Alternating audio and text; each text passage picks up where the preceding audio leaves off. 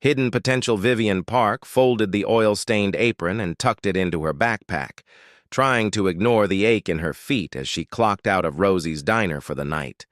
The familiar smell of French fries and cheap coffee clung too, her clothes and hair, a scent she'd long stopped noticing after 3 years of working double shifts. "See you tomorrow, honey," called Doris, the head waitress who'd taken Vivienne under her wing when she first started working there at 16. "Study hard tonight." Vivienne managed a tired smile. "Always do. Just 2 more exams and I'm done with this semester." The late April air felt cool against her skin as she stepped outside, a welcome relief after hours in the stuffy diner.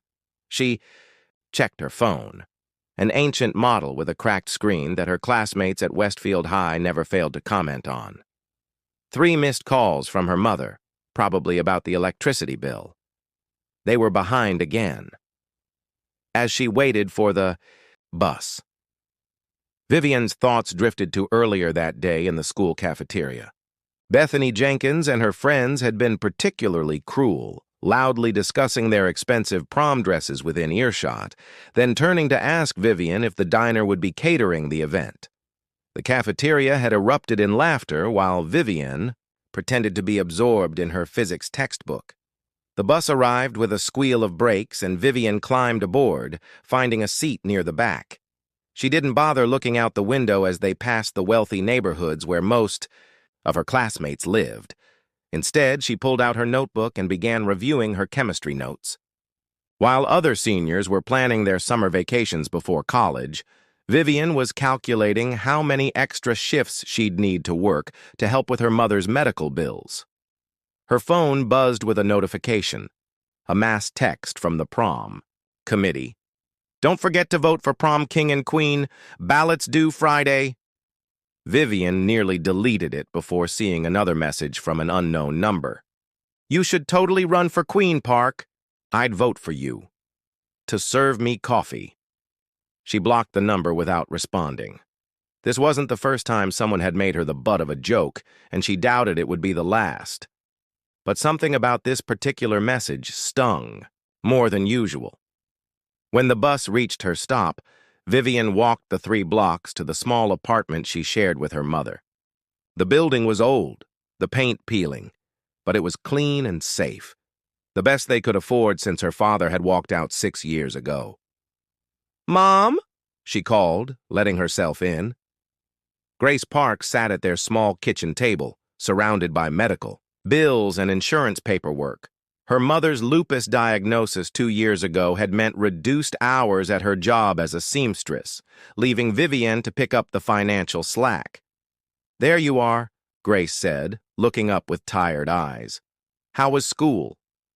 "Fine," Vivian answered automatically. She never burdened her mother with stories about Bethany or the others. What was the point?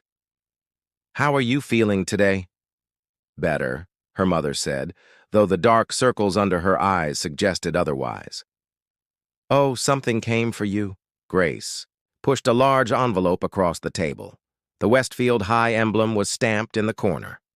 Vivian opened it reluctantly. Inside was an ornate invitation to the senior prom, along with a handwritten note. "Vivian, you've been nominated for prom queen. Voting results announced at prom. Don't miss it." The handwriting belonged to Bethany Jenkins. Vivian stared at it, her stomach sinking. This wasn't a genuine nomination. It was the setup for another humiliation. "What is it?" her mother asked. Vivian considered telling her the truth, but couldn't bear to see the hurt in her mother's eyes. Instead, she forced a smile. "Just prom stuff," she said, tucking the invitation back into the envelope. "Nothing important." Later, that night after her mother had gone to bed, Vivian sat at their small kitchen table with her textbooks spread out before her. But instead of studying, she found herself staring at the prom invitation. For a brief, wistful moment, she allowed herself to imagine what it would be like to attend in a beautiful dress, to dance under the lights without worry. Then she thought of Bethany's smirking face and the inevitable joke that awaited her. Vivian tore the invitation in half and dropped it into the trash. She didn't need a prom to validate her worth. In a few months, she'd graduate at the top. of her class. She'd already been accepted to the state university with a partial scholarship. In 5 years, Westfield High and everyone in it would be nothing but a distant memory. She returned to her chemistry notes, determined that one day, her success would speak for itself. What Vivian couldn't know was how much sooner that day would come than she ever imagined. The morning air was still dark when Vivian's alarm pierced the silence at 4:30 a.m. She silenced it quickly, not wanting to wake her mother in the adjacent room. Their apartment walls were thin, and Grace needed all the rest she could get. Vivian's routine was clockwork precision. Shower, dress, prepare breakfast for both of them, pack lunch, review study notes while eating a quick bowl of cereal. By 5:15, she was out the door for her morning shift at Belmont Coffee, a local cafe 2 miles from home. The owner, Mrs. Belmont, had hired Vivienne last year when the diner alone couldn't cover their mounting expenses. The morning hours suited. She could work from 5:30 to 7:30, then catch the bus to school, attend classes until 3, head to Rosie's Diner for the evening shift, and be home by 9:30 to study until midnight. Sleep. Repeat. "Morning, Viv," Mrs. Belmont greeted as Vivian tied her apron. "You're looking particularly exhausted today." "Calculus exam," Vivian explained, stifling a yawn as she began setting up the espresso machine. "Had to study until 1. Mrs. Belmont frowned. "Honey, you're going to burn yourself out." "Just until graduation," Vivian promised. The same answer she gave everyone concerned about her schedule. "Then I'll cut back to just one job over the summer." The morning rush came in waves, commuters grabbing coffee before heading downtown, construction workers from the new development across the street, and the occasional student cramming before an early class. Vivian moved efficiently behind the counter, memorizing regular orders and offering quiet smiles that never quite reached her tired eyes. At 7:25, just as she was preparing to clock out, the bell above the door chimed. Bethany Jenkins sauntered, in with 2 of her friends, all dressed in matching Westfield track team jackets. Their morning practice started at 8, and they'd recently discovered Belmont Coffee had better pastries than the chain store near school. "Oh my God!" Bethany stage whispered, loud enough for Vivian to hear. "She works here too? Does she, sleep at all?"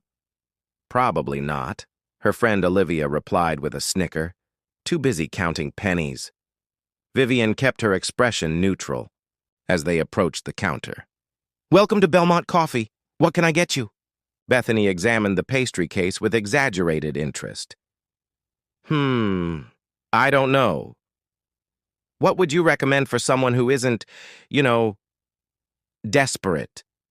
Mrs. Belmont emerged from the back room, her usually kind face hardening as she caught the tail end of Bethany's comment. "Ladies, there's a line forming. Order or step aside." Bethany rolled her eyes, but ordered 3 vanilla lattes and chocolate croissants. As Vivian rang them up, Bethany leaned across the counter. "So did you get my note about prom queen?" Her smile was sweet, but her eyes were cold. "Everyone's super excited that you're nominated." "I'm not going to prom," Vivian said flatly, handing Bethany her change. "Oh, but you have to. It won't be the same without our star nominee." Bethany's friends giggled behind her. "We even have a special crown picked out." The implication was clear. Whatever they had planned would humiliate her in front of the entire senior class. Vivian had endured 3 years of their taunts about her clothes, her jobs, her secondhand textbooks. This would be their grand finale. "Your drinks will be ready at the end of the counter," Vivian said, ignoring the bait. As they moved away, Vivian heard Olivia whisper, "Do you think she'll actually show up?" "Of course she will," Bethany replied confidently. "Everyone wants to be prom queen, even charity cases." Mrs. Belmont squeezed Vivian's shoulder as she passed. "Don't let those spoiled brats get to you. They wouldn't last a day in your shoes." "I know," Vivian said, though the words still stung. "I'm fine." After clocking out, Vivian hurried to catch her bus, arriving at Westfield High just as the first bell rang. The school was an imposing structure of brick and glass, situated in one of the wealthier districts. Most students arrived in their own cars, many of them gifts for their 16th birthdays. Vivian slipped through the crowded hallway, keeping her head down. Her first class was Advanced Placement Literature, where they were discussing Great Expectations. The irony wasn't lost on Vivian as Mr. Patterson talked about Pip's desire to rise above his station. She'd read the novel twice already, finding comfort in stories of transformation against the odds. "Miss Park," Mr. Patterson called, breaking into her thoughts. "Would you care to share your perspective on Pip's relationship with Estella?" Vivian straightened in her seat, aware of the eyes turning toward her. "I think Pip mistakenly believed that changing his external circumstances, becoming a gentleman with money and status, would make him worthy of Estella's love. But he failed to recognize that the very qualities that made him worthy, his kindness, loyalty, and decency, were the things he possessed from the beginning." Mr. Patterson nodded approvingly. "Excellent analysis. Perhaps there's a lesson there for all of us about what truly determines our worth." A few seats away, Bethany whispered something to her seatmate, who snickered. Vivian pretended not to notice. The rest of the day passed in a blur of classes, each one a step closer to the future she was building. During lunch, while others socialized in the cafeteria, Vivian found a quiet corner of the library to study and eat her sandwich. The librarian, Mrs. Winters, often saved magazines featuring articles about medical breakthroughs for her, knowing Vivian's plan to become a nurse. "New edition of Medical Sciences Quarterly," Mrs. Winters said, placing it on the table. "There's an interesting piece on innovative treatments for autoimmune disorders." Vivian's eyes lit up, the first genuine excitement she'd shown all day. "Thank you. My mom's rheumatologist mentioned some new approaches, but insurance won't cover experimental treatments." "One day, you'll be the one developing those treatments," Mrs. Winters said with a smile, "and making sure everyone has access to them." By the time the final bell rang, Vivian had 15 minutes to catch the bus to Rosie's diner. She was halfway down the school steps when she heard someone call her name. Turning, she saw Ms. Harding, the guidance counselor, waving her over. "Vivian, I've been trying to catch you all week," Ms. Harding said. "Do you have a minute?" Vivian checked her watch anxiously. "I really need to catch the 3:15 bus." "I'll drive you," Ms. Harding offered. "This is important." In Ms. Harding's office, Vivian perched on the edge of a chair, aware of each passing minute. "I received a call from Westridge University," Ms. Harding began, her expression serious. "There's a problem with your scholarship application." Vivian's heart sank. The partial scholarship was crucial to her plans. Without it, college would be impossible. "What kind of problem?" "They need additional documentation about your financial situation," Ms. Harding explained. "And there's an opportunity for you to qualify for their full Healthcare Heroes program, which would cover tuition completely. But the application is due next week, and you'll need to prepare for an interview." Relief flooded through Vivian. "I'll do whatever it takes." "What do they need?" Ms. Harding handed her a thick folder. "All the forms are in here. I've already spoken with your mother about it. And Vivian," she leaned forward, "this could change everything for you." For the first time in weeks, Vivian felt a flicker of hope.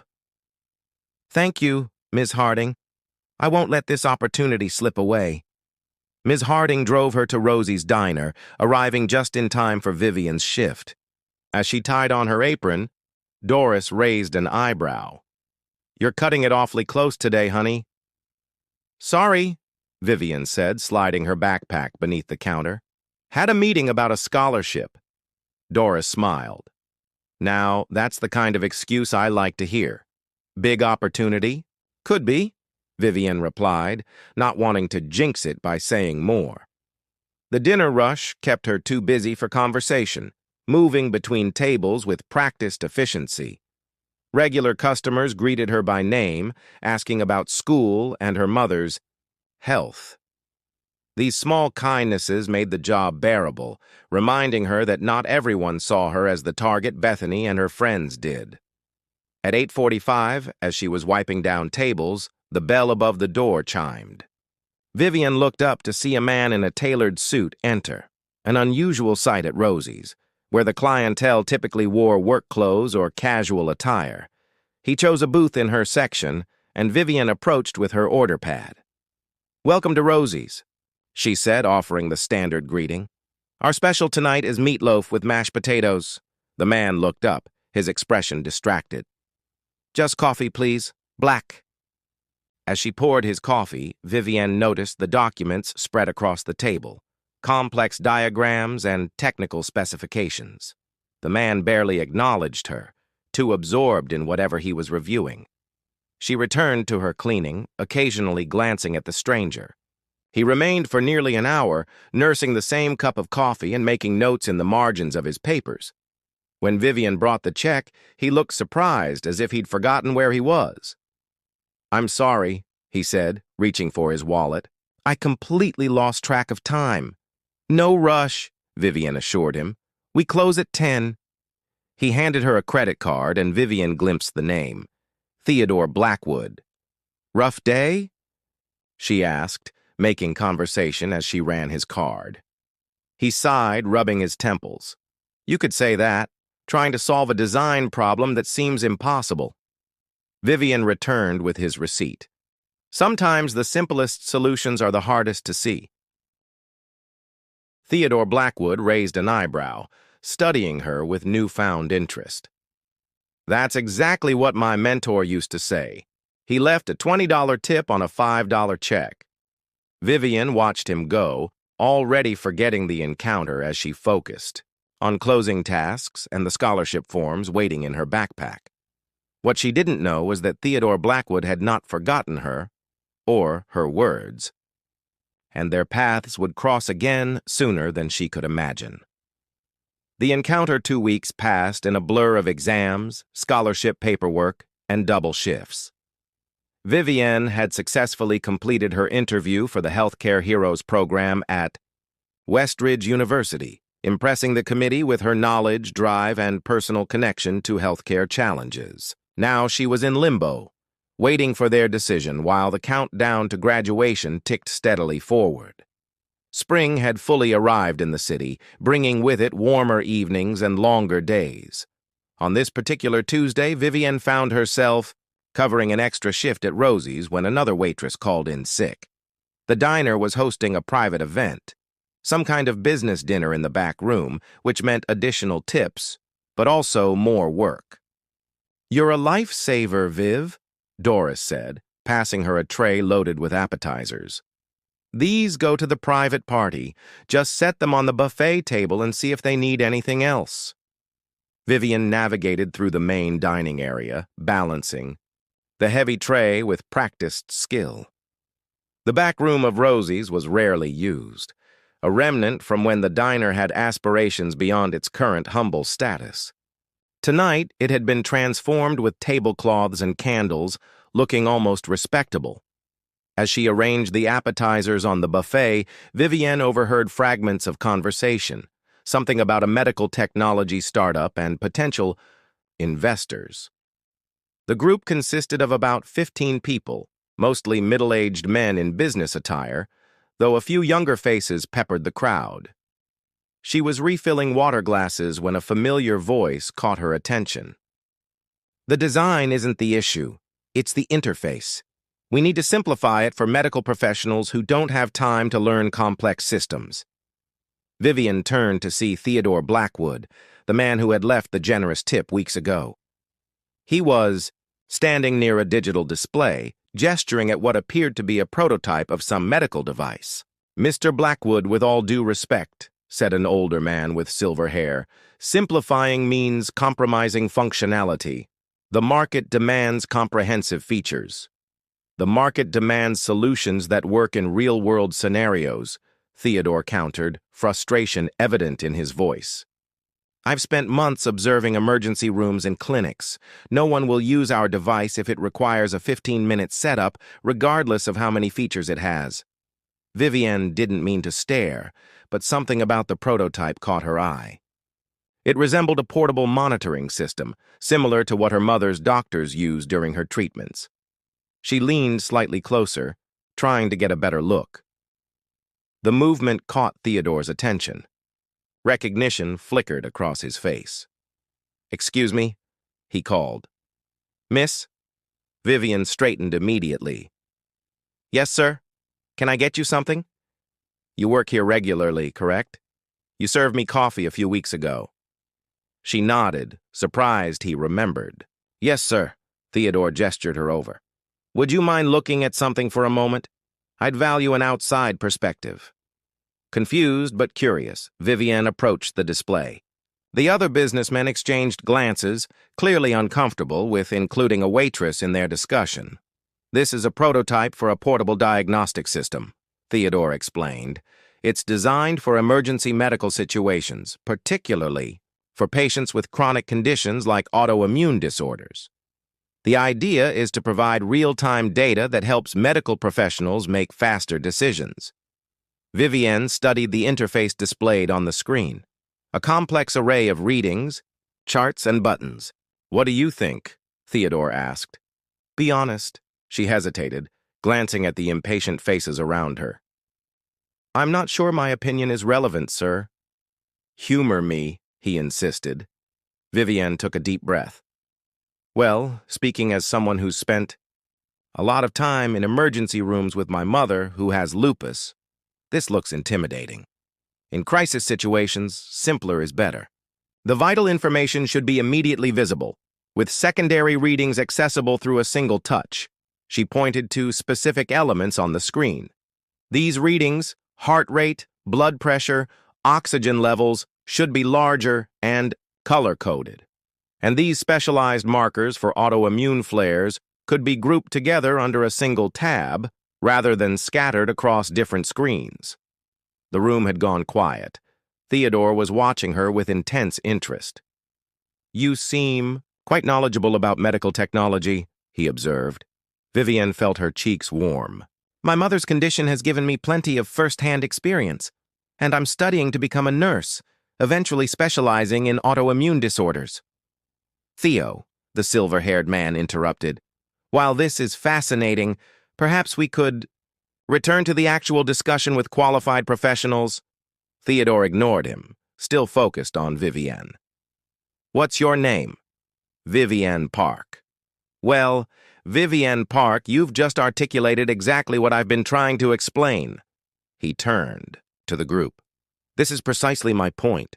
The end users, medical professionals and patients, need intuitive design, not technical impressiveness." An uncomfortable silence followed, broken only when Doris appeared at the doorway. "Viv, table 5 needs coffee refills," she called. "Excuse me," Vivienne murmured, backing away from the display. "I should get back to work." As she hurried out of the room, she could feel Theodore's eyes following her. She spent the rest of her shift avoiding the private room, embarrassed by her boldness. Who was she to offer opinions to a group of business professionals and developers? They probably thought she was presumptuous and ignorant. When the private party finally ended at 9:30, Vivienne was clearing tables in the main dining area. The businessmen filed out, engaged in animated conversation. Theodore Blackwood was the last to leave, pausing at the counter where Vivienne was totaling receipts. "Thank you for your insights earlier," he said. "You cut right to the heart of the issue." Vivienne looked up, surprised. "I hope I didn't overstep." Quite the opposite. Sometimes the best perspective comes from those with practical experience rather than theoretical knowledge. He reached into his jacket pocket and produced a business card. "Blackwood Medical Technologies. I'm the founder and CEO." Vivienne accepted the card, noticing the sleek design and embossed logo. "It's a medical technology company. We develop diagnostic and monitoring systems for chronic conditions," Theodore explained. Our current project focuses on autoimmune disorders, making treatment more accessible and management more efficient. Vivian's interest was genuinely piqued. That's exactly what's needed. My mother's treatment is complicated by so many fragmented systems. Her rheumatologist often doesn't receive updated information from her primary care doctor for weeks.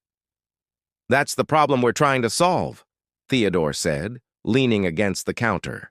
Healthcare shouldn't be this difficult to navigate. Mr. Blackwood, one of his colleagues called from the doorway. The car is waiting. Theodore nodded acknowledgement before turning back to Vivian. I have a proposition for you, Miss Park. Our development team is conducting user testing sessions this weekend. Given your experience and insights, I'd like to invite you to participate. It's a paid consultation, 4 hours on Saturday morning. Vivian hesitated. I have a shift at Belmont Coffee until 7:30, but I could come after that. Perfect. The session starts at 8.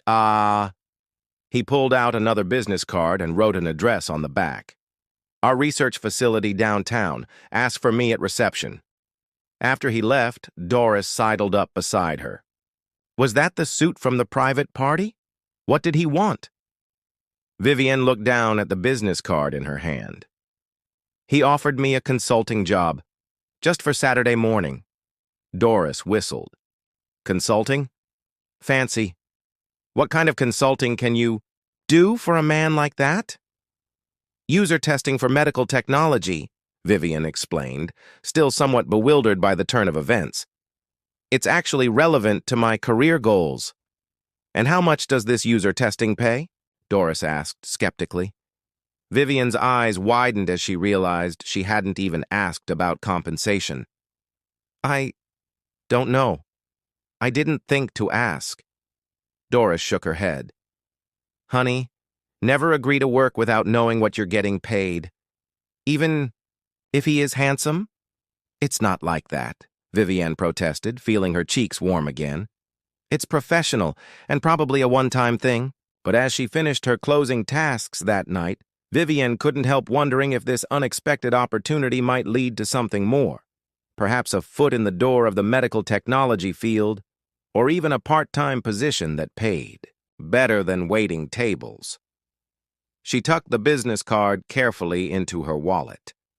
For the first time in months, she felt a spark of excitement about something other than her scholarship application or graduation. Whatever came of Saturday's consultation, it represented a small but significant step toward the future she'd been working so hard to reach. When she arrived home, her mother was still awake, reviewing her own medical bills at the kitchen table, a monthly ritual that always left her drained. You're later than usual, Grace observed, setting aside a stack of papers. Private event. At the diner, Vivian explained, dropping her backpack on a chair. But something interesting happened. I got invited to do a consulting session for a medical technology company. Grace raised her eyebrows.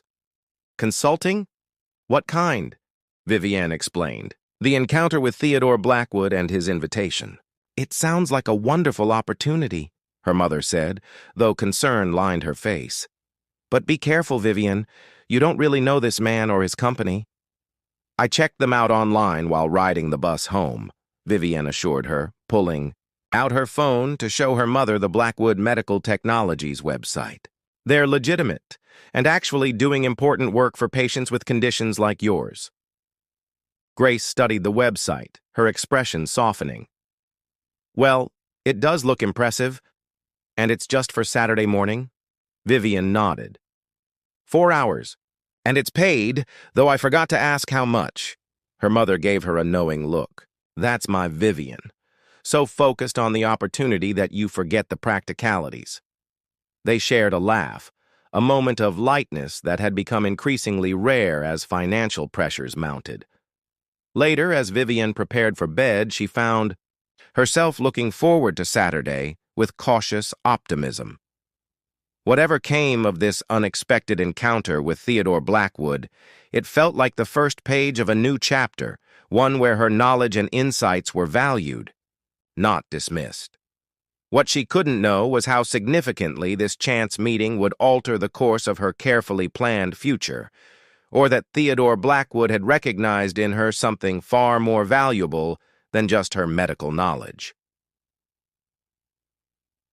Saturday. Morning arrived with a spring downpour that turned the city streets into glistening rivers. Vivian completed her shift at Belmont Coffee, then hurried to the bus stop, sheltering under her worn umbrella. She had dressed carefully in her best clothes, black slacks, a blue button-down shirt, and the only blazer she owned, purchased, second-hand for scholarship interviews. The address Theodore had provided led to a sleek glass building in the heart of downtown, a world away from her usual haunts. Vivian approached the reception desk, suddenly conscious of her damp shoes and frizzing hair. "Good morning," she said, trying to project confidence. "I'm Vivian Park. I have an appointment with Theodore Blackwood." The receptionist looked up, her perfectly arched eyebrows rising slightly. "Mr. Blackwood is expecting you. Please sign in." After receiving a visitor's badge, Vivian was escorted to an elevator that whisked her to the 12th floor. The doors opened to reveal a modern workspace, open concept with glass-walled meeting rooms, sleek furniture, and state-of-the-art technology everywhere she looked. A young man in casual attire approached. "Ms. Park, I'm Damien, Mr. Blackwood's assistant. He's finishing up a call but asked me to get you settled in the testing lab." Damien led her through the office to a large room equipped with various prototypes, screens, and what appeared to be a simulated clinical environment. "The rest of our user testers will arrive at 9, Damien explained. "Mr. Blackwood wanted some time to brief you first, since you have direct experience with autoimmune conditions." Before Vivienne could respond, the door opened and Theodore entered. Unlike at the diner, where he'd worn formal business attire, today he was dressed in dark jeans and a charcoal sweater that gave him a more approachable air. His dark hair was slightly disheveled, as if he'd been running his hands through it while thinking.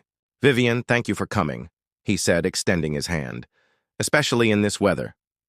"It's my pleasure," she replied, shaking his hand firmly. "I'm interested to see what you're developing." Theodore dismissed Damien with a nod, then gestured to a seating area in the corner of the lab. "Before the others arrive, I'd like to hear more about your experiences with the healthcare system.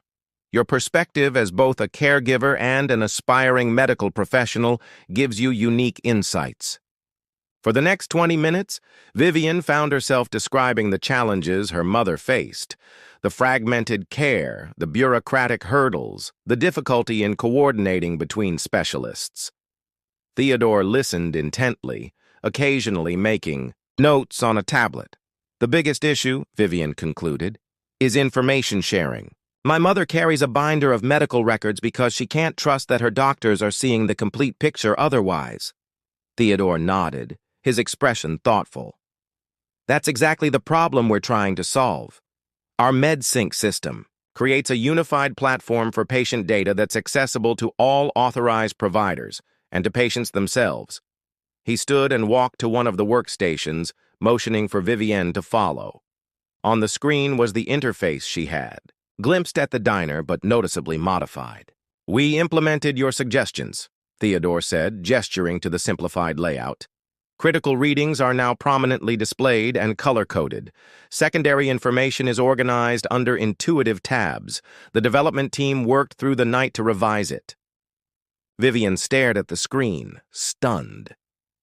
"You changed the entire interface based on what I said?" "Your feedback aligned perfectly with what we've heard from medical professionals," Theodore explained. "But you articulated it more clearly than anyone has before.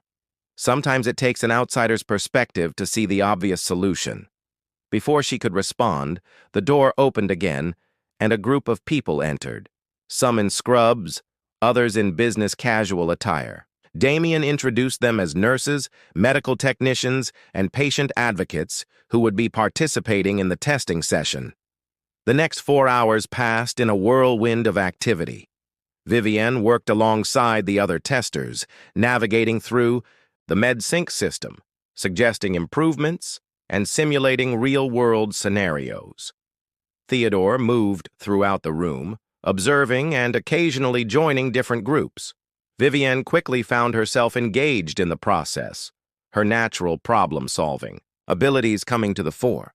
She identified several user experience issues that others had missed and suggested practical solutions that drew from her first-hand knowledge of clinical settings.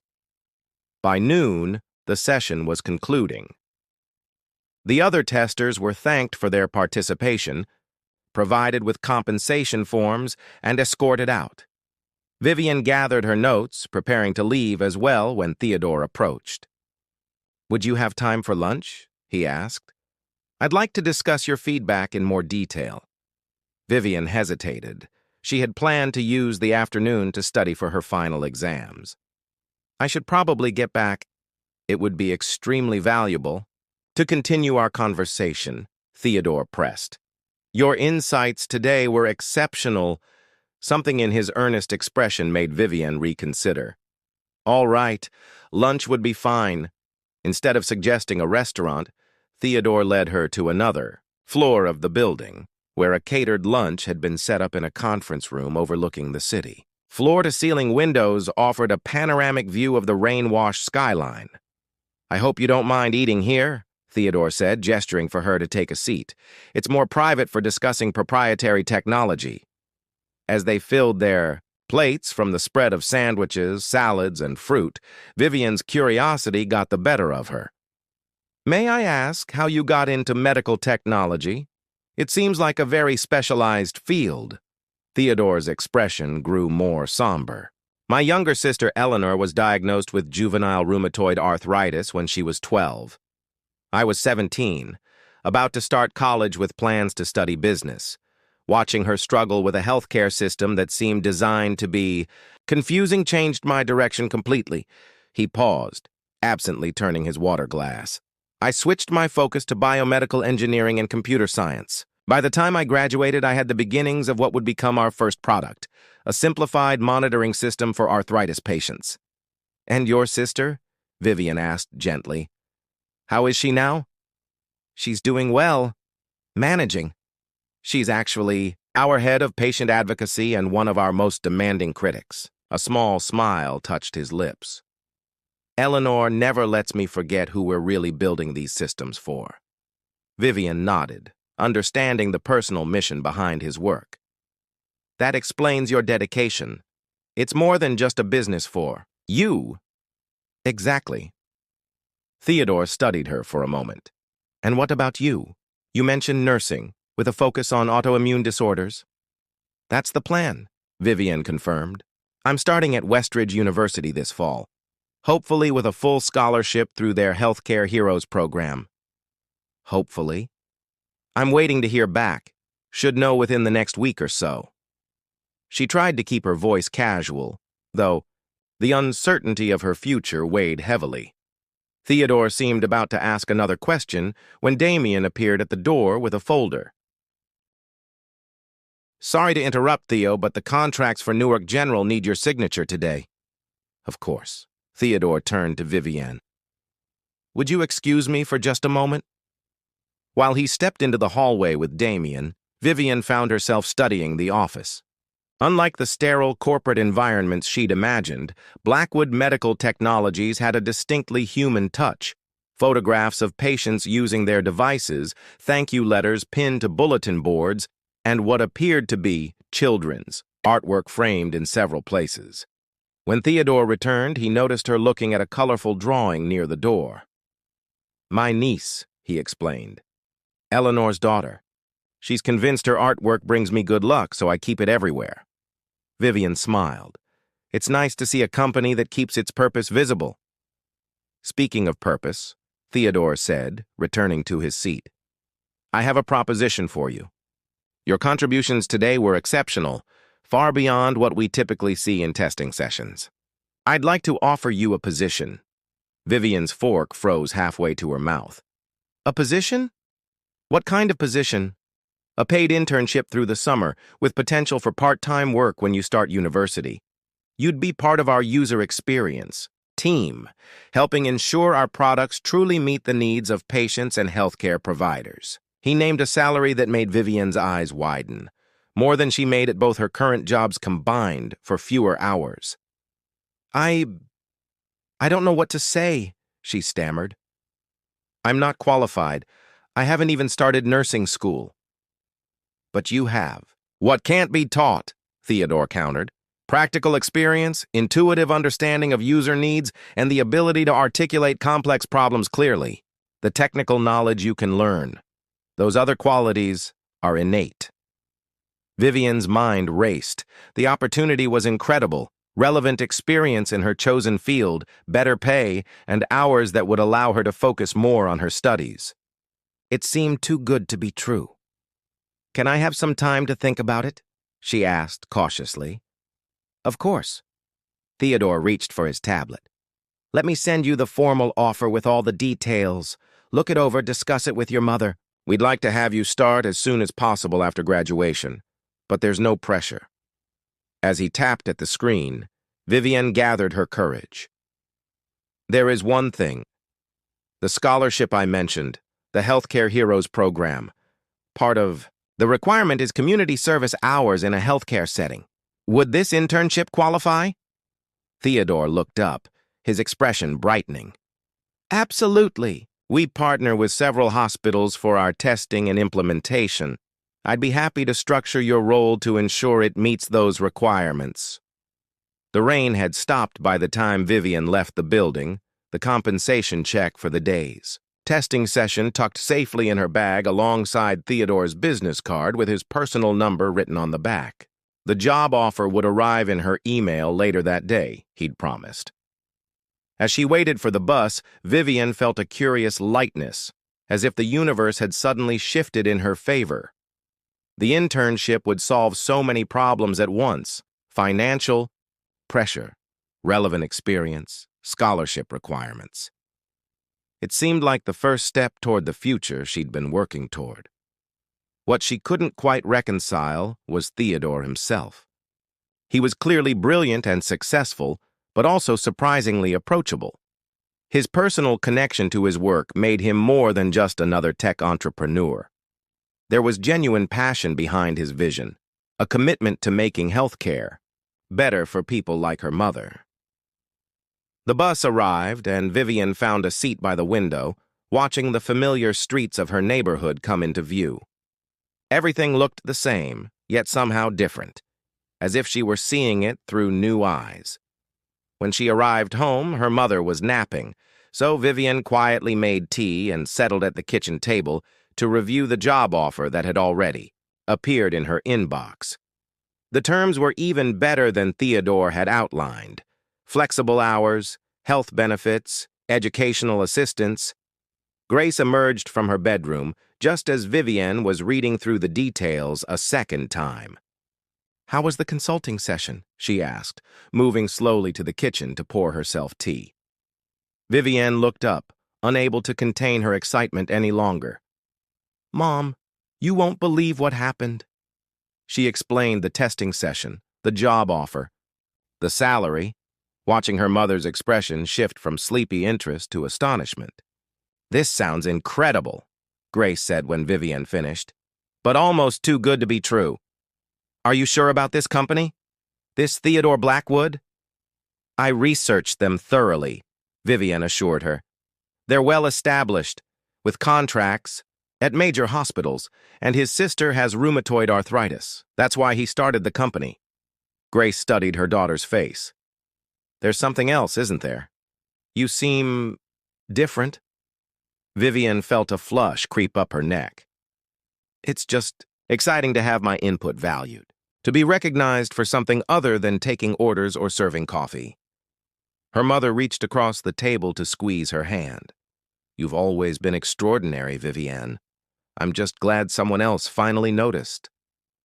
That evening, Vivian composed a carefully worded email accepting the internship offer. As she clicked send, she felt a momentous shift, as if she were closing one chapter of her life and opening another.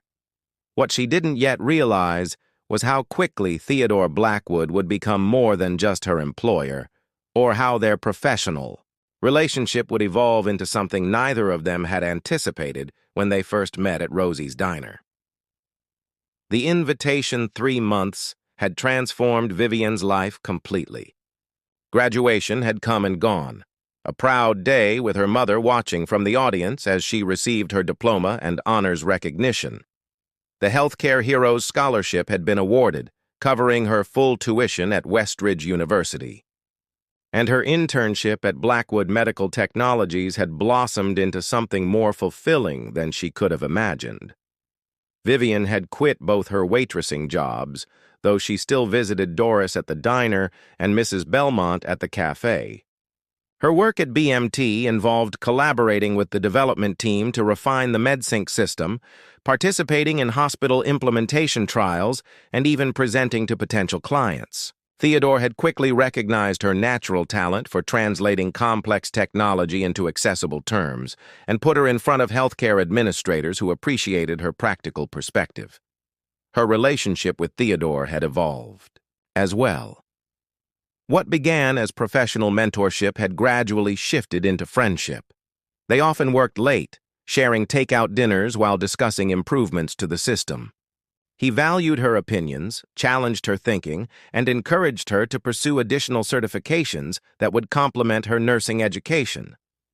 On this particular Friday afternoon, Vivian was finishing documentation for a hospital implementation when Damien appeared at her workspace.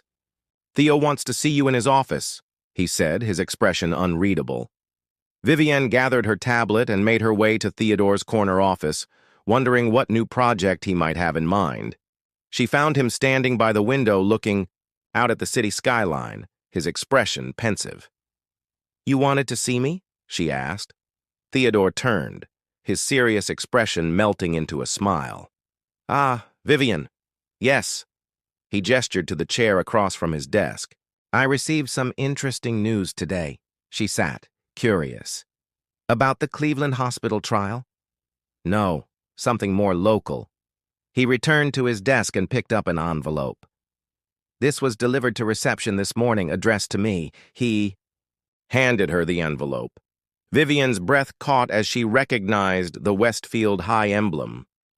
"It's an invitation to your high school's 5-year reunion," Theodore said, his tone carefully neutral. "Apparently, as a distinguished business leader in the community, I've been invited to attend as a special guest." Vivian stared at the invitation, a cold feeling settling in her stomach. "This is Bethany's doing. She works for the Alumni Association." "Bethany Jenkins?" Theodore asked. "The one you mentioned who led the prom queen incident?" Vivian nodded, having shared bits of her high school experience during their late-night work sessions. She must have seen the press coverage when BMT was featured in the Business Journal last month. My name was mentioned as part of the development team. I suspected as much. Theodore leaned back in his chair. "I have no intention of accepting." "Of course, but it did make me wonder if you'd received an invitation as well." Vivian's mouth twisted in a wry smile. "I did. It's been sitting unopened on my dresser for 2 weeks." "And? Do you plan to attend?" She shook her head firmly. "I have nothing to prove to those people." Theodore studied her for a moment. "Are you certain? Sometimes facing the past is the final step in moving beyond it." "Why would I want to spend an evening with people who made my life miserable?" Vivian asked, genuine confusion in her voice. "I've moved on. I'm building the future I always wanted." "Precisely," Theodore said softly. "You've achieved so much, Vivian. Perhaps there's value in letting them see that. Not for their validation, but as closure for yourself." Vivian considered his words. The thought of walking into that ballroom still made her stomach clench, but there was also a certain appeal to the idea. Not revenge exactly, but a chance to rewrite the ending of a painful chapter. "If I were to go," she said slowly, "I wouldn't want to go alone." Theodore's eyes met hers, a warmth in them that had become increasingly familiar over the past months. "Then don't. I happen to have received an invitation as well." A smile tugged at Vivian's lips. "Are you suggesting we attend together, Mr. Blackwood?" "I'm suggesting," he replied, "that sometimes the best response to past pain is to show how beautifully you've bloomed despite it, with someone by your side who sees your true worth." Vivian felt a flutter in her chest that had nothing to do with anxiety about the reunion. In that moment, she realized that her feelings for Theodore had evolved far beyond professional admiration or even friendship. And from the way he was, looking at her, she suspected the feeling might be mutual. "All right," she said, making her decision. "Let's go."